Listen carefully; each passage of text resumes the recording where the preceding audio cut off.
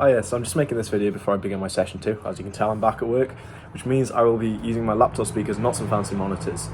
Because of that, I think I've gotten to the amount of progression after the first session. Like, the next thing I need to do with that is mix it through proper monitors, which I can't do, obviously, through my laptop speakers, because they're shit.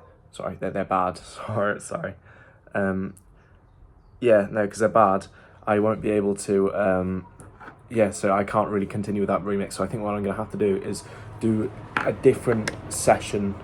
I'll call it session 1, but it'll be of another remix. So I'll either do the Carol G one or the PJ Sinsuela one. So I'll begin that today, and then on the Friday, when I'm planning on continuing this work again for this week, I will then do a session 1 on the third remix. I'll have the first session of all 3 remixes done, and then I'll work on them all at the same time throughout the 3 weeks. I think that's probably a good way of doing it, rather than doing it complete one, then move on to the other and complete that. So I'm doing that. And also, I think it's worth noting that,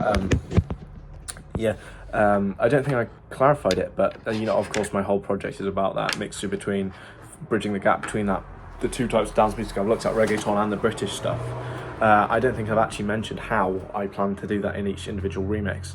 And to be honest, I'm kind of I'm not setting up with a plan like, I want to borrow this from that, in a very defined sense. I'm just approaching it and thinking, okay, I've got all these different tools from and ideas from both sound worlds at my disposal. I'm going to throw that in there, I'm going to throw that in there, I'm going to throw that in there. So I'm going to speed it up to a house tempo.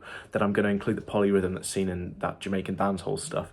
And then I'm going to throw in the reggaeton snare pattern here. Then I'm going to use this element of the sound that I created. I'm approaching it from that kind of angle, rather than a predetermined before I begin the remixes, I want to include this and this. Although I do have a rough idea. For example, I'm going to make an attempt today in this remix. It may not end up being this, but I'm going to make an attempt in today's remix at including that guitar sample. Oh my god, I don't remember what it's called, but the one that was used in a lot of the Pareo music. I'm going to make an attempt, try and experiment, see if I can include that, stuff like that. But so I think I'm going to have a go at using the PJ Sinsuela Escúchame remix today. I'm going to start that, do session 1 today, and yeah.